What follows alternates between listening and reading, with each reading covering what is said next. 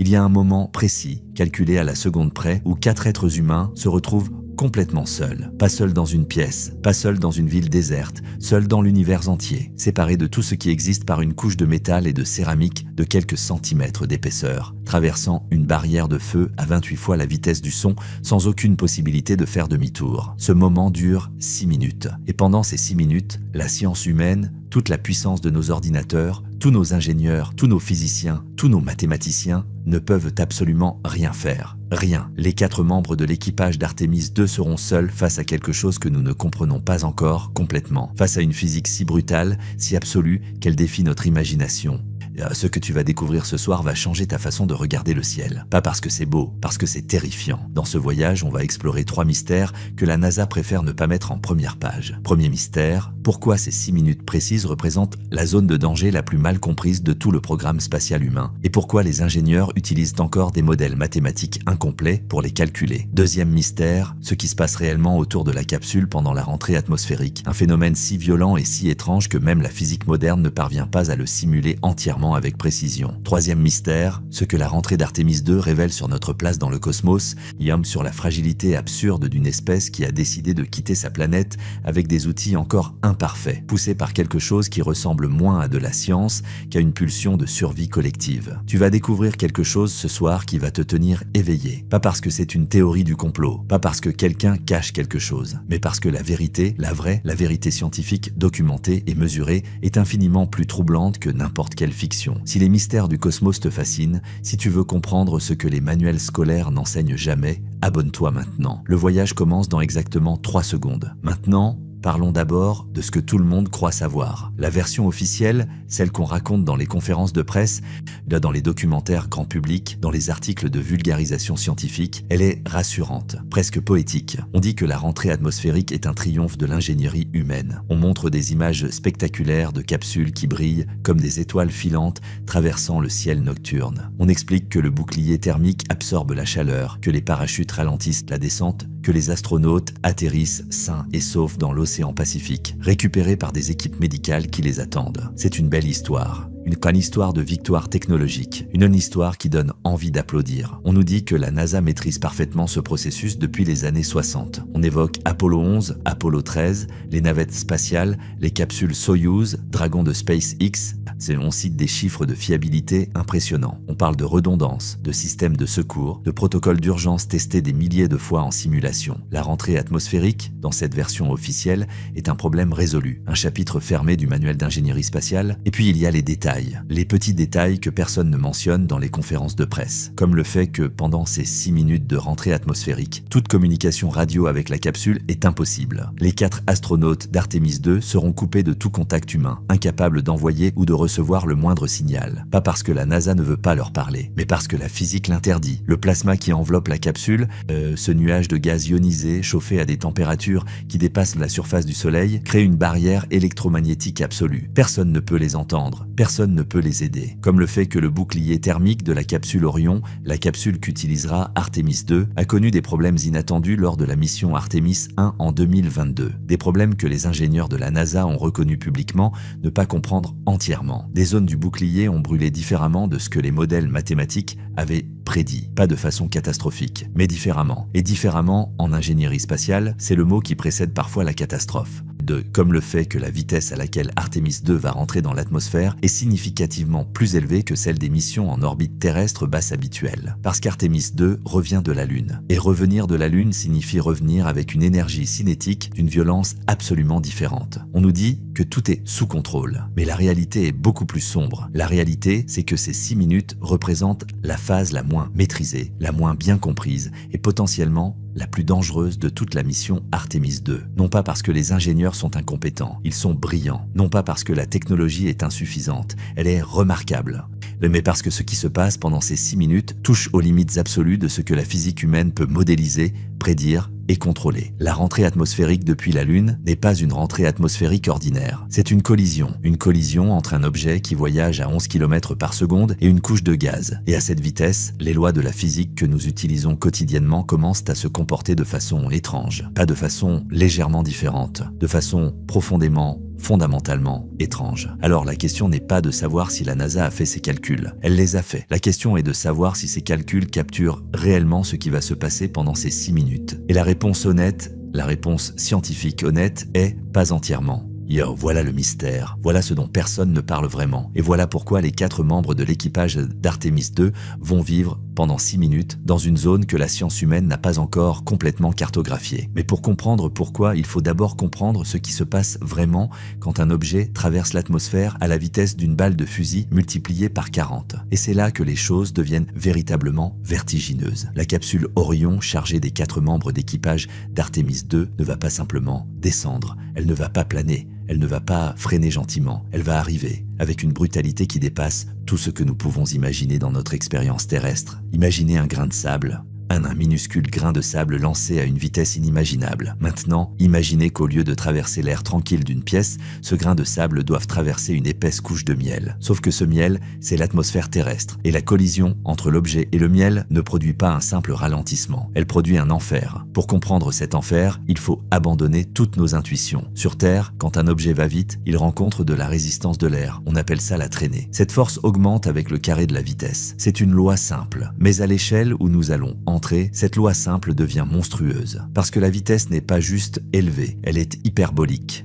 La capsule Orion va pénétrer les couches hautes de l'atmosphère à une vitesse de près de 11 km par seconde. 11 km chaque seconde. Pour donner une échelle, à cette vitesse, vous pourriez traverser la France de Calais à Perpignan en moins d'une seconde. Vous la traverseriez en un clin d'œil. À cette vitesse, les molécules d'air qui se trouvent sur le chemin de la capsule n'ont absolument pas le temps de s'écarter. Elles n'ont pas le temps de former un flux aérodynamique, un courant. Elles sont littéralement piégées, écrasées contre le bouclier thermique. L'impact n'est pas moléculaire, il est atomique. L'énergie cinétique de la capsule, cette énergie du mouvement qu'elle a accumulée en tombant depuis l'orbite lunaire, est si colossale qu'elle doit être dissipée. Et la seule façon de la dissiper, c'est de la transformer en chaleur. C'est là que commence le premier phénomène visible mais si mal compris, la formation du plasma. Le mot plasma évoque peut-être le sang ou quelque chose de fluide. En physique, le plasma est le 4e état de la matière, après le solide, le liquide et le gaz. C'est un gaz tellement chauffé que ses atomes perdent leurs électrons. Il devient une soupe chaotique de noyaux atomiques chargés positivement et d'électrons libres chargés négativement. C'est un état de la matière extrêmement énergétique et surtout conducteur d'électricité. Quand le nez d'Orion frappe l'atmosphère,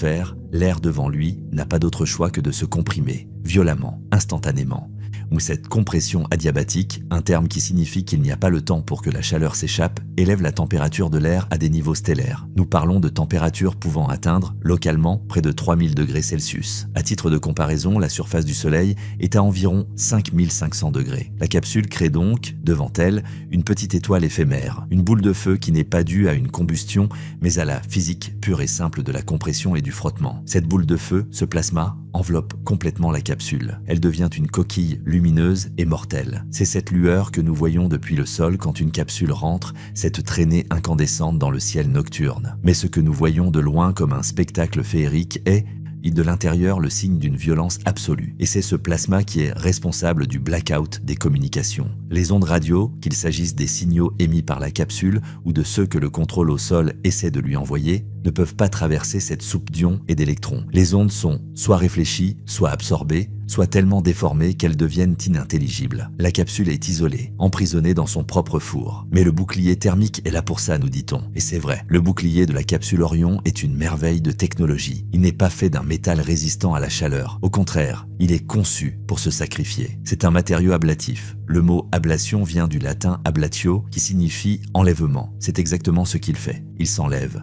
Il se consume de manière contrôlée. La couche externe du bouclier, une épaisse mousse de résine phénolique renforcée renforcée de fibres de carbone et logée dans une structure en nid d'abeille, ne résiste pas à la chaleur. Elle l'absorbe, en se vaporisant, en se carbonisant, en se sublimant, passant directement de l'état solide à l'état gazeux, le matériau emporte avec lui une quantité phénoménale d'énergie thermique. C'est un peu comme la transpiration chez les humains. L'évaporation de la sueur consomme de la chaleur à la surface de la peau et nous refroidit. Le bouclier sue littéralement sa propre matière pour protéger la coque métallique de la capsule et, à l'intérieur, les 4 vies humaines. Les ingénieurs peuvent modéliser cette ablation. Ils ont des équations, dites équations de conservation de la masse et de l'énergie, donc qui décrivent comment le matériau se dégrade, combien de chaleur il absorbe par gramme vaporisé, comment les gaz éjectés forment une couche protectrice supplémentaire entre le plasma et le bouclier intact. Ces modèles sont le fruit de décennies de recherche remontant aux travaux pionniers de personnes comme H. Julian Allen à la NASA dans les années 1950, qui a eu l'idée de génie du corps émoussé, une forme arrondie qui crée une onde de choc détachée, repoussant la plus grande partie de la chaleur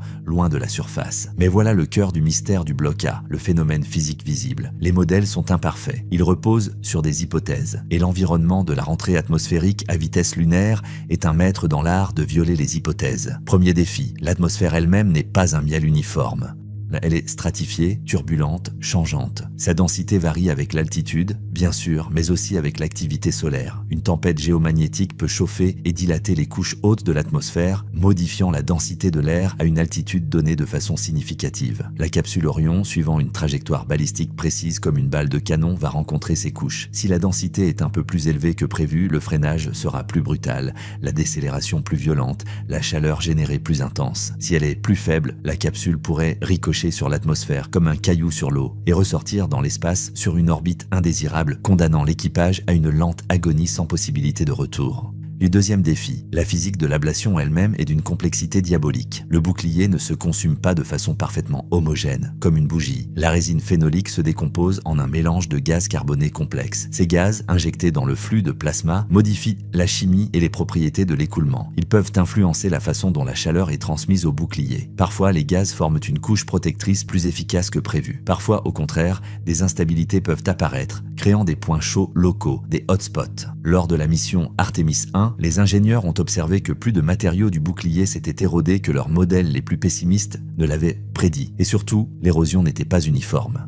Quand des morceaux du matériau ablatif se sont détachés de façon inattendue, un phénomène appelé spallation. Ces petits morceaux, arrachés et emportés dans le flux de plasma, peuvent causer des dommages supplémentaires en frappant d'autres parties de la capsule ou en perturbant localement l'écoulement. Troisième défi, et peut-être le plus contre-intuitif, la lumière elle-même. À ces températures, le plasma n'est pas seulement chaud, il est incroyablement lumineux, il rayonne. Une partie considérable de la chaleur n'arrive pas au bouclier par convection, le contact des gaz chauds, mais par rayonnement. Le plasma brille comme le fer en fusion dans une forge et cette lumière transporte de l'énergie qui vient frapper le bouclier. Modéliser avec précision ce transfert de chaleur radiatif est un cauchemar pour les physiciens.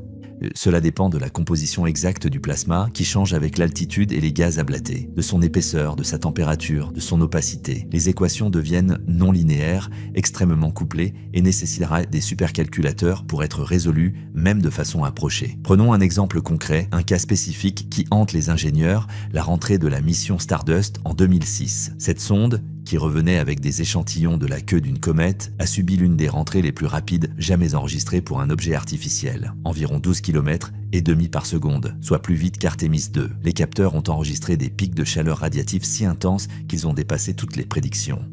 L'analyse post-mission a montré que les modèles de rayonnement de l'époque étaient largement incomplets. Ils ne prenaient pas correctement en compte l'émission de certaines raies spectrales par les atomes d'azote et d'oxygène ionisés dans le plasma. La capsule Orion utilise des modèles mis à jour, bien sûr. Mais l'histoire de Stardust est un rappel brutal. Chaque rentrée à haute vitesse peut révéler une nouvelle facette de la physique que nous n'avions pas anticipée. L'échelle des forces en jeu est à peine concevable. La décélération subie par les astronautes va atteindre environ 4 fois l'accélération de la pesanteur terrestre, soit 4G. Cela signifie que leur corps pèsera soudainement 4 fois son poids. Le sang a du mal à remonter vers le cerveau, la respiration devient laborieuse, la vision peut se rétrécir, devenir tunnel. mais c'est gérable, entraîné. C'est une force massive, constante, qui écrase le corps contre le siège. Maintenant, imaginez que sur cette force énorme mais régulière se superposent des vibrations. Pas des petites secousses, des vibrations induites par l'écoulement du plasma, par les instabilités aérodynamiques à la surface du bouclier. Ces vibrations, si elles atteignent une fréquence de résonance avec la structure de la capsule, pourraient amplifier les contraintes mécaniques de façon imprévisible. C'est un problème bien connu en aérospatial, le couplage fluide-structure. La capsule n'est pas un bloc rigide, elle fléchit, elle vibre, et le plasma qui l'enserre est un fluide en mouvement ultra rapide et turbulent. Leur interaction est une danse potentiellement destructrice. La science, aujourd'hui, n'a pas de réponse définitive à la question simple. Pouvons-nous prédire avec une certitude absolue le comportement de chaque millimètre carré du bouclier thermique d'Orion pendant ces 6 minutes? La réponse honnête est non. Nous avons des modèles de plus en plus fins, des simulations numériques de plus en plus puissantes, des données expérimentales tirées de souffleries à arc où on chauffe de l'air à des milliers de degrés en une fraction de seconde, et des retours d'expérience comme Artemis 1. Mais une simulation, aussi bonne soit-elle, reste une approximation du monde réel. Elle dépend de la justesse des équations physiques que nous y injectons et de notre capacité à discrétiser un phénomène continu et chaotique en millions, voire en milliards de petits éléments calculables. Il y a une frontière, une zone grise, et entre ce que nous savons et ce que nous devons accepter comme incertitude. Cette frontière, pour les ingénieurs d'Artemis 2, se mesure en marge de sécurité. Ils conçoivent le bouclier pour résister à des conditions bien pires que celles prédites par le scénario nominal. Ils ajoutent des facteurs de sécurité, de l'épaisseur supplémentaire, des capteurs redondants pour surveiller la température. Mais au fond, cette marge de sécurité elle-même est un aveu. L'aveu que notre compréhension a des limites. Que face à la violence pure d'une rentrée lunaire, l'ingénierie humaine doit s'incliner légèrement et prévoir une marge pour l'inconnu. C'est cette marge qui constitue le premier mystère. La capsule ne va pas fondre, c'est presque certain. Les calculs, même avec leurs incertitudes, le garantissent avec un très haut niveau de confiance. Mais ce qui se passe à l'interface entre le plasma et le bouclier, dans la microphysique de l'ablation, dans la dynamique des instabilités, reste en partie un territoire inexploré. Un territoire que 4 êtres humains vont traverser, blindés de technologie, mais traverser quand même. Ils seront les sujets d'une expérience de physique à l'échelle 1 pour 1, dont les données récoltées par les centaines de capteurs d'Orion serviront à affiner les modèles pour les missions suivantes. Mais pendant l'expérience, ils en seront les cobayes involontaires. Alors, quand on dit que la rentrée est un problème résolu, on a raison à 99,9%. Mais en ingénierie spatiale, et surtout quand des vies humaines sont en jeu, c'est le 0,1% restant qui occupe 99,9% des pensées des ingénieurs. Ce dixième de pourcent d'inconnu, c'est l'ombre dans laquelle peuvent se cacher les phénomènes non linéaires, les effets de seuil, les surprises. La physique du phénomène visible de cette boule de feu spectaculaire est donc à la fois une science mature et une science vivante, qui doit encore affronter le test ultime d'une rentrée habitée depuis la Lune. Artemis 2 sera ce test, et c'est pourquoi ces 6 minutes sont bien plus qu'une simple procédure de retour. C'est une plongée délibérée dans les limites de notre savoir. Le bouclier thermique d'Orion, dans sa majesté sacrificielle,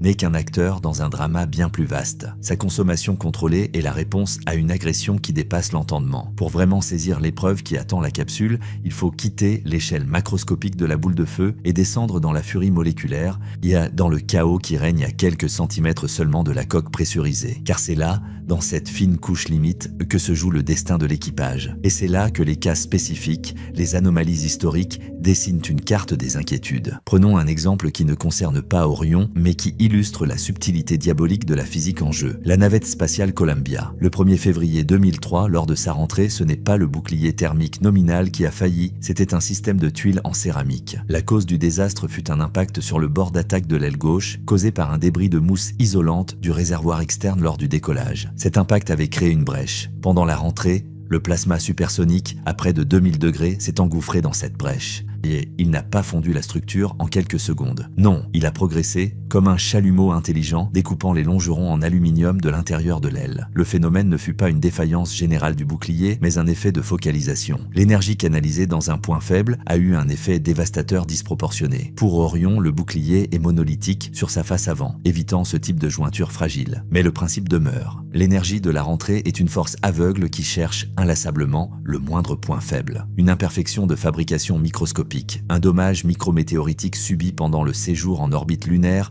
une zone légèrement moins dense dans la mousse ablatrice, tout peut potentiellement devenir le point de départ d'une érosion localisée catastrophique. Lors d'Artemis 101, les ingénieurs ont eu la surprise de voir des fragments se détacher. Ce phénomène de spallation avait été observé lors de tests au sol, mais à une échelle bien moindre. Sur le bouclier volant à travers l'enfer, il s'est produit avec plus d'intensité. Pourquoi? Les hypothèses vont bon train. Peut-être des bulles de gaz piégées dans la résine lors de la fabrication qui ont explosé à la chaleur. Peut-être des contraintes thermiques différentielles créant des micro-fissures. Peut-être l'interaction complexe entre les gaz éjectés et le flux de plasma principal, créant des tourbillons qui arrachent mécaniquement des morceaux. Chaque fragment qui part emporte avec lui un peu de la protection. Mais pire, ces fragments, eux-mêmes devenus des projectiles incandescents, y sont renvoyés par le flux et viennent marteler d'autres zones du bouclier ou pire, la paroi arrière de la capsule. Le bouclier d'Orion est conçu pour résister à ce backshell impact. Mais l'histoire de Columbia nous enseigne la prudence. Un système peut être parfait dans sa conception et succomber à un scénario d'interaction complexe que personne n'avait pleinement imaginé. Maintenant, transposons cela au contexte spécifique d'Artemis 2. La mission n'est pas d'un simple aller-retour. Après le décollage, l'équipage va d'abord se mettre en orbite terrestre, puis allumer son moteur pour une injection translunaire. Ils vont passer plusieurs jours en voyage vers la Lune, effectuer une orbite autour d'elle et revenir. Pendant tout ce temps, la capsule, et notamment son bouclier, est exposée à l'environnement spatial. D'art les impacts de micrométéoroïdes, ces poussières spatiales de la taille d'un grain de sable mais voyageant à des dizaines de kilomètres par seconde, sont une menace permanente. La capsule possède une couche de protection contre ces impacts, mais aucun bouclier n'est invulnérable. Un impact pourrait créer un cratère microscopique, ou pire, une fissuration sous la surface. Pendant la rentrée, ce point endommagé deviendrait un site privilégié pour le début d'une érosion accélérée. Les contrôleurs au sol inspecteront le bouclier via des caméras avant la rentrée, mais ils ne pourront pas voir sous la surface. Une fois encore, nous entrons dans le domaine de l'incertitude et des marges de sécurité. Mais le phénomène physique ne se limite pas à la chaleur, il y a aussi la pression dynamique. Quand l'air est comprimé si violemment devant la capsule, il ne forme pas une couche molle. Il forme un mur de pression incroyable. Au pic de la décélération, la pression dynamique sur le nez d'Orion sera de l'ordre de plusieurs dizaines de milliers de pascals. Pour donner un ordre de grandeur, c'est comme si on plaçait la capsule au cœur d'un ouragan de catégorie 5, puis qu'on multipliait la force du vent par 100. Cette pression n'est pas statique, elle fluctue. Elle oscille avec les instabilités de l'écoulement. Ces fluctuations de pression exercent des forces alternées sur la structure, la faisant vibrer. C'est le buffeting, le tremblement. Pour les astronautes, cela se traduira par un bruit assourdissant. Pas le bruit du vent qu'on entend dans une voiture, un grondement profond, sourd, qui vient de partout à la fois, qui fait vibrer les os et les sièges. Un bruit qui est la traduction acoustique de l'enfer qui se déchaîne à quelques centimètres de leur tête. Et c'est ici que nous commençons la transition subtile, mais décisive, vers le bloc B. Parce que toute cette énergie, thermique, cinétique, acoustique, n'est pas seulement un spectacle ou un défi d'ingénierie, elle représente un potentiel destructeur de magnitude planétaire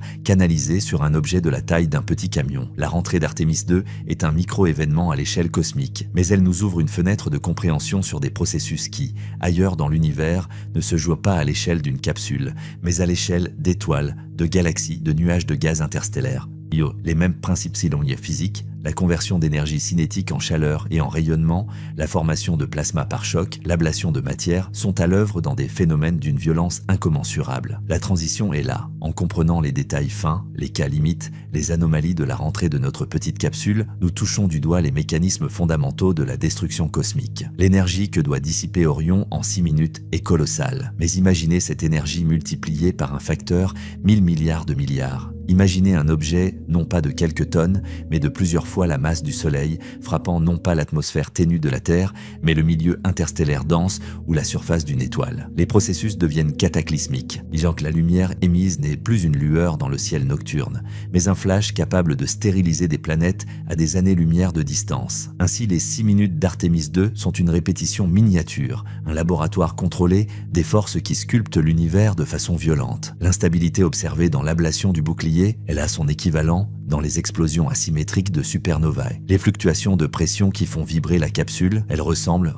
dans leur nature, aux ondes de choc qui parcourent les nébuleuses après l'explosion d'une étoile, comprimant le gaz et déclenchant la formation de nouvelles étoiles dans un cycle de destruction et de création. Le blackout radio causé par le plasma, c'est le même phénomène qui nous cache le centre de notre propre galaxie, où un plasma turbulent entoure le trou noir supermassif Sagittarius A étoile. Mais avant de contempler ses implications cosmiques, il faut achever de comprendre l'épreuve physique elle-même. Car il y a un dernier acteur dans ce drame, souvent oublié mais crucial, la trajectoire. La capsule ne tombe pas à la verticale. Elle arrive avec un angle appelé angle d'interface. Cet angle est tout trop profond, au-dessus de moins 5,2 degrés par rapport à l'horizontale locale pour être précis, et la décélération devient trop brutale. Léger trop élevé pour que des humains survivent. Le flux thermique dépasse les capacités du bouclier. Trop shallow, en dessous de moins 5,4 degrés. Et la capsule ne freine pas assez. Elle ricoche sur l'atmosphère comme le caillou sur l'eau et repart dans l'espace. Sans moteur pour corriger son orbite, Dahel serait piégé sur une orbite elliptique autour de la Terre,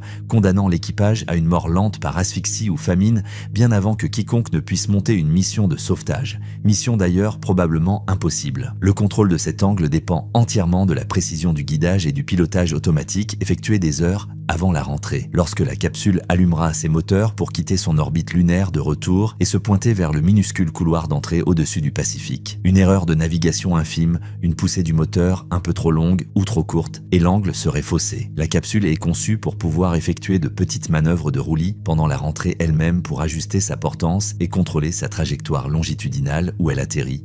Mais sa capacité à corriger un mauvais angle d'entrée est très limitée. Une fois engagée dans la descente, la physique prend le relais. C'est un engagement irréversible. Voilà donc le tableau complet du phénomène physique. Une capsule lancée comme une balle de canon devant viser un couloir atmosphérique de moins de 1 degré de large pour y subir une compression violente de l'air générant un plasma stellaire dont la chaleur est absorbée par la lente vaporisation d'un bouclier dont le comportement microscopique recèle encore des mystères, le tout dans un vacarme assourdissant et sous des forces de plusieurs jets coupés du monde pendant 6 minutes.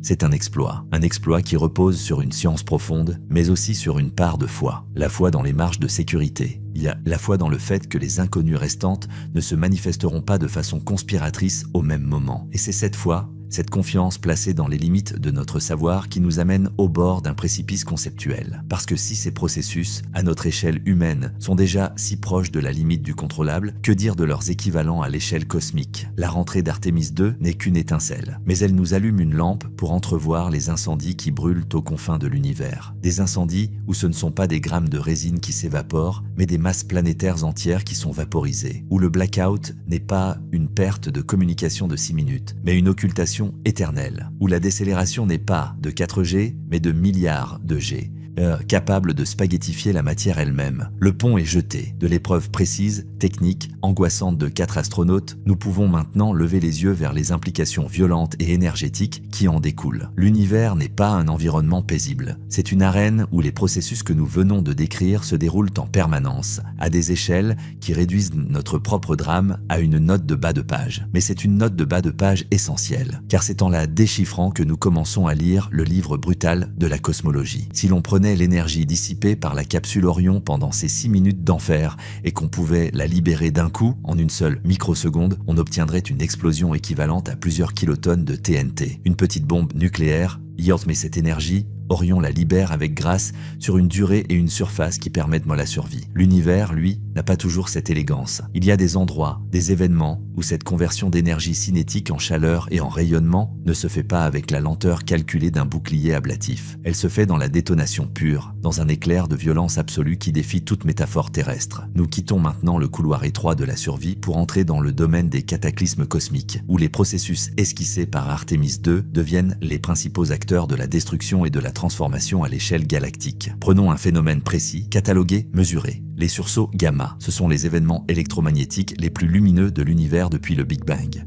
En quelques secondes, ils peuvent libérer plus d'énergie que le Soleil n'en émettra durant toute sa vie de 10 milliards d'années. L'une des théories principales pour expliquer les sursauts gamma longs, ceux qui durent plus de 2 secondes, et l'effondrement du cœur d'une étoile massive en supernova, donnant naissance à un trou noir, et l'éjection de jets de matière voyageant à une vitesse proche de celle de la lumière. Ces jets, des faisceaux étroits et hyper-relativistes, sont l'équivalent cosmique de la capsule Orion, mais à une échelle monstrueuse. Quand ce jet, constitué de particules ultra-énergétiques, percute le milieu circumstellaire, les restes de l'enveloppe de l'étoile expulsée, il subit un freinage brutal, une rentrée atmosphérique, mais où l'atmosphère est faite de gaz stellaires et où le vaisseau est un torrent de plasma relativiste. Le choc qui en résulte convertit l'énergie cinétique du jet en rayonnement gamma de haute énergie. C'est le flash initial, le sursaut lui-même. Mais l'analogie ne s'arrête pas là. Après ce choc externe, le jet continue de propulser de la matière vers l'avant, créant une série de chocs internes qui produisent l'émission après coup, la rémanence,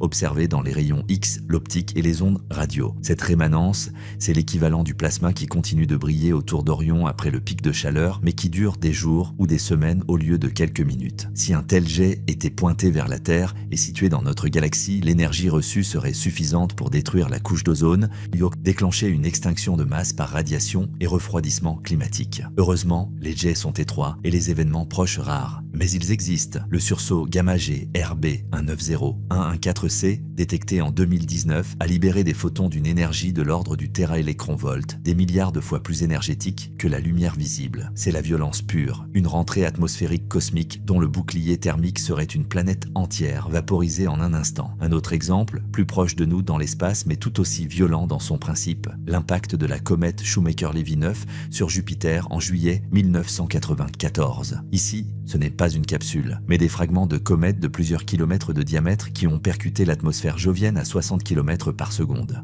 La séquence des événements est un miroir grossissant et accéléré de la rentrée d'Orion. D'abord, la pénétration dans les hautes couches atmosphériques avec un échauffement phénoménal et la formation d'un panache de plasma incandescent. Ensuite, l'explosion en profondeur libérant une énergie colossale équivalente à des millions de mégatonnes de TNT. Le plus gros fragment, le fragment G, a libéré une énergie estimée à 6 millions de mégatonnes, soit 600 fois l'arsenal nucléaire mondial. Cette explosion a créé des cicatres dans l'atmosphère de Jupiter plus grandes que la Terre, visibles pendant des mois. L'équivalent du backshell d'Orion recevant des impacts de fragments ablatés était ici l'atmosphère supérieure de Jupiter elle-même, soulevée et éjectée dans l'espace par le panache de l'explosion.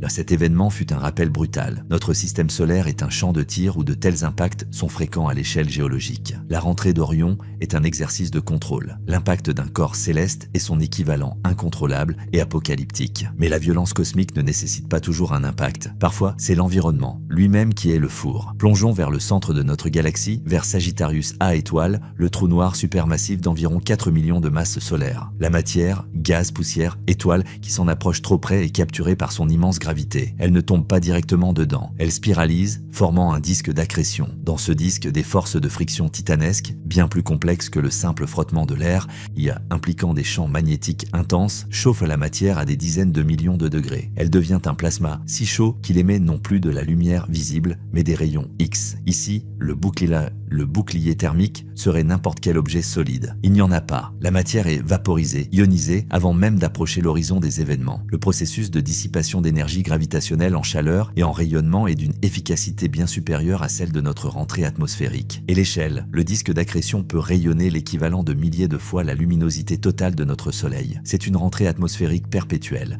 une forge cosmique où des mondes potentiels sont réduits à l'état de rayonnement. Ces phénomènes ne sont pas des curiosités lointaines.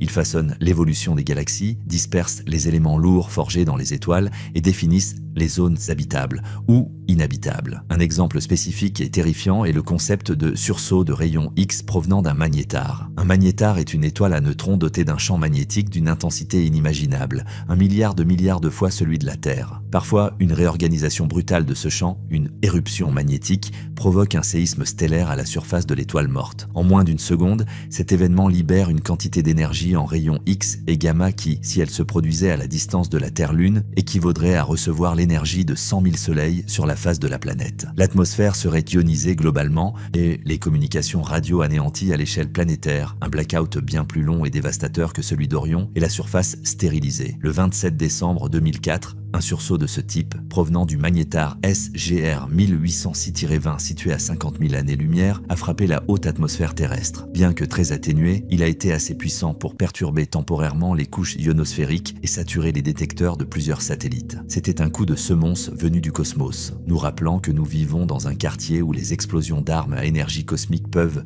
même de très loin, toucher notre maison. Revenons maintenant à notre point de départ, l'énergie. L'énergie cinétique d'Orion est d'environ 10 puissance 11 joules. C'est immense. L'énergie libérée par le fragment G de Shoemaker-Levy 9 était d'environ 10 puissance 23 joules.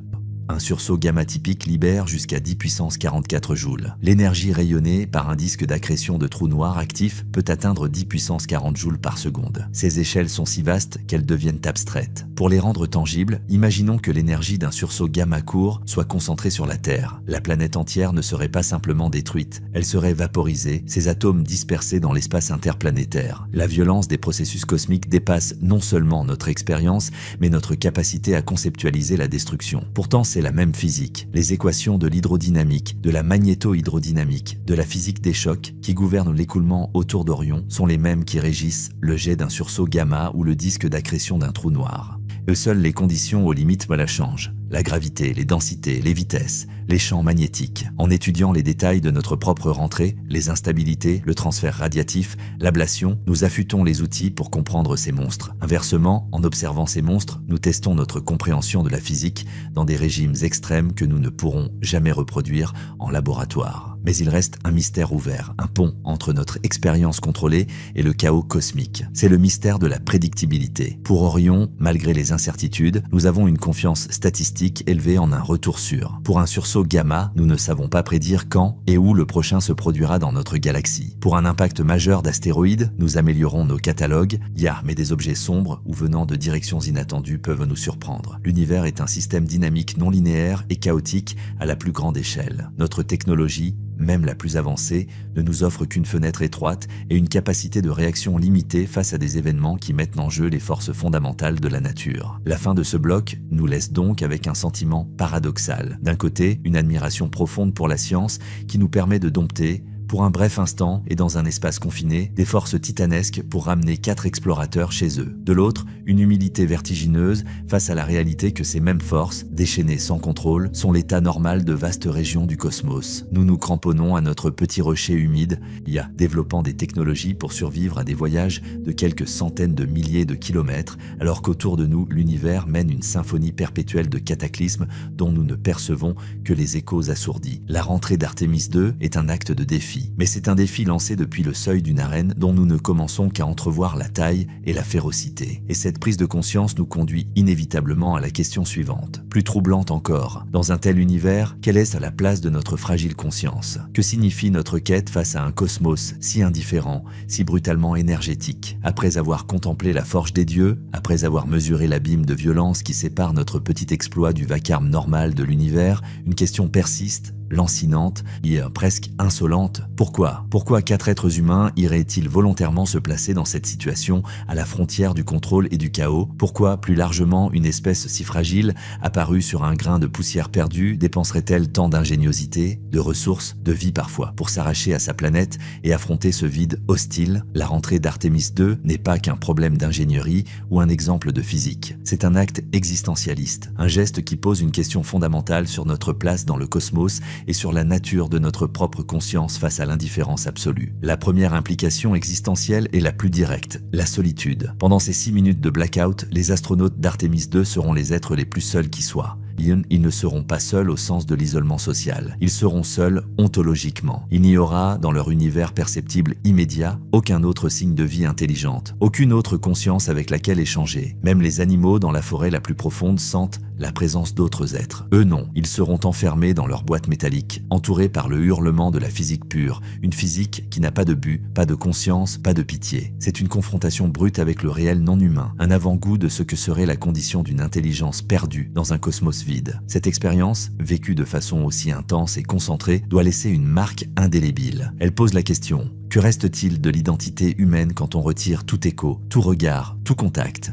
Quand on n'est plus qu'une pensée flottant dans une coquille soumise aux lois aveugles de la thermodynamique. Cela nous amène à la grande question, le fantôme qui hante toute l'exploration spatiale. Sommes-nous seuls? La quête d'Artémis, et au-delà de Mars, est souvent présentée comme une quête de connaissances, de ressources, de prestige. Mais son moteur profond, c'est peut-être la recherche d'une réponse à cette question. Si nous trouvons Ne serait-ce que des microbes fossiles sur Mars ou dans les océans d'Europe, l'univers change du tout au tout. Il passe d'un désert stérile à un jardin potentiel. La vie ne serait plus un accident unique, mais un phénomène probable. L'humanité ne serait plus un miracle orphelin, mais peut-être un membre, même très jeune, d'une communauté cosmique. Inversement, donc si après avoir exploré notre système solaire et pointé nos télescopes vers des milliers d'exoplanètes, nous ne trouvons rien, la conclusion sera tout aussi profonde. Nous serions peut-être seuls, ou du moins, la vie intelligente serait si rare, si éphémère, si facilement balayée par les cataclysmes que nous venons d'évoquer, qu'elle en deviendrait d'une valeur inestimable et d'une tristesse infinie. La rentrée d'Artémis II est un microcosme de ce dilemme. C'est un acte d'une audace folle, qui affirme la volonté de survivre, de persister, de revenir. Mais c'est aussi un acte qui se déroule dans le silence radio. Nous lançons un message dans l'univers, la mission elle-même, et pendant les moments les plus critiques, nous n'entendons aucune réponse, pas même de notre propre planète.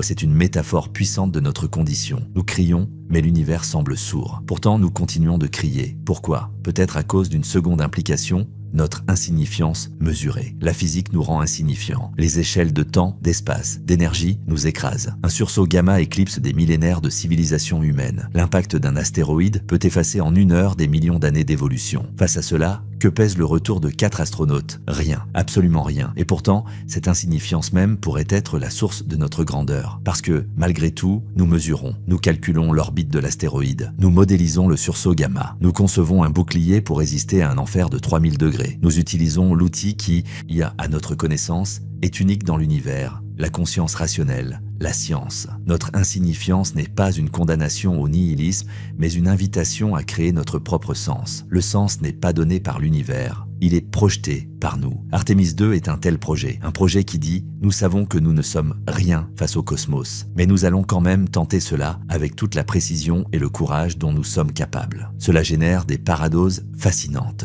La paradose de la fragilité et de la résilience. Un être humain meurt s'il perd quelques litres d'eau, s'il est exposé au vide, s'il subit une décélération de quelques dizaines de G. Physiquement, nous sommes incroyablement fragiles. Pourtant, cette espèce fragile a mis des représentants sur la Lune, des robots sur Mars, Ion et une sonde en dehors du système solaire. Nous protégeons notre fragilité avec une ingéniosité disproportionnée. La capsule Orion est le summum de cette paradose. Une bulle de complexité ultime, conçue pour préserver une poignée de systèmes biologiques délicats au cœur d'un environnement qui les rejetterait instantanément. Une autre paradose, la recherche du contact dans un univers qui semble organisé pour l'éviter. La vie, et surtout la vie intelligente, semble nécessiter des conditions si particulières et être si vulnérable aux événements violents qu'elle doit être rare. Les civilisations, si elles émergent, doivent être séparées par des distances et des temps immenses, rendant la rencontre improbable. C'est le cœur du paradoxe de Fermi. Où sont-ils? En nous lançant dans l'espace, mais nous cherchons peut-être à résoudre ce paradoxe par l'action, tout en craignant secrètement d'en être la preuve vivante. Nous sommes peut-être eux, les premiers, les seuls, ou les derniers. La rentrée, ce retour, symbolise aussi cette quête sans réponse certaine. On part, on explore, mais il faut toujours revenir à la maison sans avoir forcément trouvé ce qu'on cherchait. Et puis, il y a les conséquences à long terme, l'implication pour le futur lointain de l'univers lui-même. Notre Soleil a une durée de vie limitée. Dans environ 5 milliards d'années, il entrera dans sa phase de géante rouge, engloutissant peut-être la Terre. Bien avant cela, son augmentation progressive de luminosité rendra la vie sur Terre impossible dans 1 milliard d'années environ. Si l'humanité, ou ses descendants, veut survivre au-delà de ce terme, elle doit devenir une espèce multiplanétaire, puis interstellaire. Artémis est un tout petit pas dans cette direction, mais elle pose les bases techniques, mais surtout psychologiques, d'une telle évolution. Apprendre à survivre aux voyages si lunaires, aux radiations, aux rentrées à haute vitesse, c'est apprendre les rudiments de la vie nomade dans le cosmos. À très long terme, dans des dizaines de milliards d'années, l'univers lui-même évoluera. L'expansion accélérée pourrait éloigner les galaxies au-delà de l'horizon observable, isolant les groupes locaux de galaxies dans une immense solitude. Les étoiles épuiseront leur carburant, l'univers deviendra froid, sombre et de plus en plus inhospitalier. Dans ce contexte, les projets comme Artemis semblent dérisoirement précoces, ou infiniment précieux. Les premières tentatives d'une espèce peut-être destinée à être le témoin et l'acteur de cette longue et lente agonie cosmique. Finalement, la rentrée d'Artémis II nous confronte au mystère de notre propre conscience. Pourquoi un amas de matière organisée, issu de la poussière d'étoiles, développe-t-il le désir de retourner vers ces étoiles? Pourquoi éprouvons-nous de l'émerveillement face au cosmos, mais aussi de l'angoisse face à son immensité et sa violence? La science explique les mécanismes du cerveau, l'évolution des instincts de curiosité et d'exploration, mais elle n'explique pas pleinement le sentiment, l'expérience subjective de se tenir sur une plage, de regarder la Lune et de se dire « je veux y aller et je veux revenir ». Non Dieu, ce désir est peut-être la caractéristique la plus étrange et la plus définitive de notre espèce. Il est le moteur qui transforme la peur de la rentrée en un défi à relever, l'insignifiance en une motivation et la solitude cosmique en une quête de compagnie. Le mystère ouvert de ce bloc est donc le suivant. Cette quête a-t-elle un sens en dehors de nous-mêmes? L'univers indifférent enregistrera-t-il notre passage? Les atomes de notre bouclier thermique vaporisé se disperseront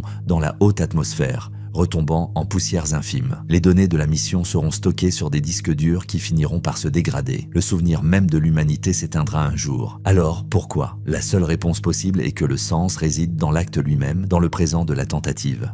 Dans le courage des 4 astronautes qui, en connaissance de cause, font confiance à la science et à la technologie de leur espèce pour les ramener. Dans l'effort collectif de milliers d'ingénieurs, scientifiques et soutiens. Dans le frisson que nous, spectateurs, éprouvons en les regardant défier l'impossible. Ce sens est éphémère, local, humain, mais il est tout ce que nous avons. Et face au silence éternel des espaces infinis qui terrifiaient Pascal, c'est peut-être notre réponse la plus belle, créer, l'espace de 6 minutes, un minuscule point de chaleur, de volonté et de retour dans le grand froid. Alors nous voici au terme de ce voyage, du bord du siège d'Orion jusqu'aux confins des supernovas et aux profondeurs de la conscience humaine. Diam, nous avons suivi un fil ténu mais incroyablement résistant. La conversion de l'énergie en chaleur, en lumière et finalement en sens. Tout a commencé avec 6 minutes. 6 minutes entre la vie et la mort pour 4 explorateurs. 6 minutes qui sont une compression de tout ce que nous sommes, de tout ce que nous savons et de tout ce que nous ignorons. Rappelons les points, sans répéter, simplement en connectant les mondes que nous avons traversés. Le couloir de rentrée étroit comme un cheveu, visé avec une précision d'horloger atomique, trouve son écho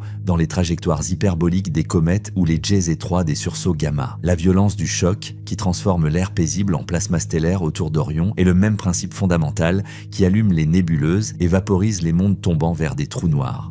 L'ablation lente et sacrificielle du bouclier, cette sueur de la matière, est une version miniature de l'évaporation des astéroïdes dans l'atmosphère de Jupiter ou de l'érosion des étoiles par les vents de leurs compagnes. Le blackout radio, cette bulle de solitude électromagnétique, nous isole, tout comme l'immensité des distances interstellaires isole potentiellement les civilisations, et comme l'opacité du plasma cache le cœur de notre galaxie. Ces connexions ne sont pas des métaphores poétiques, ce sont des réalités physiques, gouvernées par le même jeu d'équations. La NASA utilise les données des impacts de météores et des rentrées naturelles pour calibrer ses modèles. Les astrophysiciens utilisent les principes de l'aérodynamique hypersonique pour comprendre la forme des nébuleuses. En ramenant Artemis 2, nous faisons bien plus que récupérer des astronautes. Nous menons une expérience de physique fondamentale dans un régime extrême. Chaque capteur qui enregistre une température, une pression, une vibration sur le bouclier d'Orion est un œil pointé non seulement sur la sécurité de l'équipage, mais sur la mécanique intime de l'univers lorsqu'un objet rencontre un milieu à une vitesse folle. Ces données nourrissent la grande compréhension. Et cette compréhension, à son tour, nourrit notre position existentielle. Savoir que les mêmes forces qui nous menacent sont celles qui ont forgé les atomes de fer de notre sang dans le cœur d'étoiles mortes depuis longtemps change notre rapport au cosmos. Nous ne sommes pas des étrangers jetés dans un monde hostile. Nous en sommes des produits, des enfants imprudents peut-être, ions qui jouaient avec le feu de leurs ancêtres stellaires. La rentrée est ce moment où nous touchons ce feu, où nous sentons sa morsure à travers la paroi de notre vaisseau. C'est un rite de passage. Pour revenir de l'espace, il faut traverser le feu. Comme dans les mythes anciens, celui qui revient de l'autre monde n'est plus le même. La conclusion philosophique qui émerge de tout cela est à la fois amère et exaltante. Amère car elle confirme notre terrible vulnérabilité et l'indifférence absolue du cosmos. Les 6 minutes d'Artemis 2 ne sont qu'une répétition, bien préparée, d'un défi que l'univers pourrait nous lancer à tout moment sous la forme d'un astéroïde imprévu ou d'une explosion stellaire trop proche. Nous ne contrôlons presque rien. Notre technologie, si sophistiquée soit-elle, n'est une fragile bulle de verre lancée contre un mur de granit. Mais exaltante car elle célèbre l'incroyable pouvoir de l'esprit humain. Face à cette indifférence, nous ne nous sommes pas couchés. Nous avons observé, calculé, modélisé. Nous avons transformé la peur de la chaleur et du vide en équations, en matériaux composites, en trajectoires optimales mal. Nous avons créé un rituel de retour. Ce rituel, la rentrée, est une des choses les plus complexes et les plus audacieuses que l'humanité ait jamais accomplies. Il ne consiste pas à éviter le danger, mais à l'affronter de façon si précise, si calculée, qu'on peut en faire une procédure. Il y a une beauté folle dans cette idée, la beauté de l'intelligence qui, reconnaissant sa propre fragilité, construit des prothèses de raison pour survivre dans des lieux qui lui étaient interdits. Réfléchissons maintenant à cette fragilité humaine, si palpable dans la capsule Orion. 4 vies, 4 histoires, 4 familles, 4 consciences uniques dans l'univers. Tout repose sur elles, sur leur calme, leur entraînement, leur confiance, mais aussi sur le travail de milliers d'inconnus. Le contrôleur qui a vérifié un alignement stellaire des mois plus tôt, l'ingénieur qui a supervisé le moulage de la résine du bouclier, le mathématicien qui a peaufiné un algorithme de prédiction de l'ablation. Toute cette chaîne de savoir et de soins converge vers ces 6 minutes. C'est une cathédrale invisible construite pour un moment éphémère. Et si tout se passe bien, le moment passe, la capsule se pose, les parachutes s'affaissent et l'exploit devient routine. Jusqu'à la prochaine fois, jusqu'au prochain défi un peu plus grand. On sait peut-être cela, la leçon ultime. Non pas la conquête de l'espace, mais l'apprentissage perpétuel de la maîtrise de soi et de son environnement. Un apprentissage qui n'a pas de fin car l'univers est toujours plus vaste, plus étrange, plus énergétique que nos modèles ne le prévoient. Artemis 2 réussira, très probablement. Et alors, nous nous tournerons vers Artemis 3, vers le retour sur le sol lunaire, vers Mars. Chaque étape apportera ses propres 6 minutes de vérité, ses propres rendez-vous avec le feu et le silence. Alors, en guise de clôture, je ne vous proposerai pas de réponse définitive. Je vous inviterai simplement au silence. Pas au silence du blackout, qui est angoissant, au silence de la contemplation. Regardez la lune ce soir. Imaginez, quelque part dans le futur proche, il y a un petit point lumineux apparaissant au-dessus du Pacifique. Une étoile filante qui ne vient pas du hasard, mais d'un choix. Un point lumineux qui porte en son cœur 4 battements de cœur humain. Dans son sillage de plasma et de peur maîtrisée, elle porte toutes nos contradictions. Notre arrogance et notre humilité, notre fragilité et notre résilience, notre solitude et notre inextinguible désir de connexion. Ce point lumineux, c'est nous, c'est l'humanité dans son état le plus pur. Une conscience qui tente, qui risque et qui espère revenir. Le cosmos peut être indifférent, il peut être violent au-delà de nos rêves les plus fous. Mais tant qu'un tel point lumineux traversera son ciel nocturne, allumé par l'intelligence et le courage, alors, dans un coin infime de l'immensité, il y aura de la lumière, du sens et un retour. L'aventure ne fait que commencer, et les plus grands mystères ne sont pas ceux que nous affrontons dans le feu de la rentrée, mais ceux que nous portons en nous, et qui nous poussent encore et encore à braver le feu pour revenir et raconter. Merci d'avoir voyagé jusqu'ici, dans ces territoires où la lumière met des millions d'années à nous parvenir, et où nos pensées tentent de suivre une étincelle dans la nuit. Avant de vous laisser seul face au ciel étoilé, ou peut-être face à votre propre reflet dans la fenêtre noire de la nuit, permettez-moi de prolonger un peu cet instant, comme on reste sur le seuil, à regarder l'horizon, après une longue histoire. Ce que nous avons parcouru ensemble n'était pas qu'une suite de faits ou de théories. C'était une invitation à ressentir ce frisson particulier, celui qui naît quand on comprend, je ne serait-ce qu'un instant, à quel point tout ceci, le balai des planètes, le rugissement silencieux des nébuleuses, le silence assourdissant du vide, est à la fois terrifiant et magnifique. Et à quel point le geste de l'humain qui ose y plonger un doigt, puis la main, puis tout son être, est un acte d'une folle beauté. Artemis 2, ses 6 minutes, ses 4 visages derrière les visières, son bouclier qui se sacrifie. Ce n'est qu'un point, un point dans le temps, dans l'espace. Mais en regardant ce point de très très près, nous avons vu tout l'univers s'y refléter. La violence des origines, la froide logique des équations, la douce et obstinée volonté du vivant. Alors, en guise d'au revoir, je ne vous souhaite pas simplement une bonne nuit. Je vous souhaite de garder quelque part en vous cette double vision.